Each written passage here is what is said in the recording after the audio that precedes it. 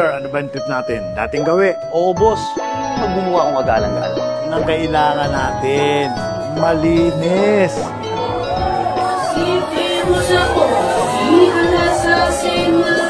Alam mo ba yung mga tumatakbo na yan sa eleksyon? Sobrang pabida. Tama ka, boss. Sikat lang sila. Puro paandar. Pero, wala namang alam at kakayahan. Totoo yan. May mga pabida dyan. Kaya ang kailangan lang natin, yung may tunay na malasakit sa bayan. Kaya kailangan natin ng maayos na basehan sa pagpili ng kandidato.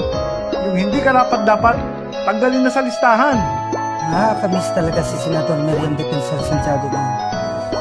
Yun ang tipong senador na may paninindigan at taglay na talino. Sana nga magkaroon ulit tayo ng ganung senador. You may not like the person, you may not like her presence here, but you have to respect the office of the Vice President. That is all, because that is guided by the tradition. Ayan si Congressman Marcoleta. Matalino, matapang, may integridad at laging nasa tama. Sabi nga nila, ng lalaking bersyon ni Senator Miriam. Yan ang klase ng kandidato na gusto ko. May malasakit at magmamahal sa bayan. Ayan ang hinahanap natin ngayon. Hindi lang matalas at matalino. Kundi malinis pa at pulido ang serbisyo.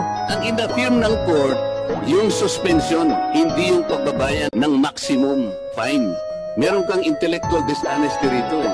Sana si Marcoleta ang iluklok natin sa Senado, yung may alam sa paggawa ng batas at may prinsipyo. Yan ang dapat na nasa Senado. Maayos, malinis at pulido. May integridad. O boss, kay Marcoleta, may pag-asa pa.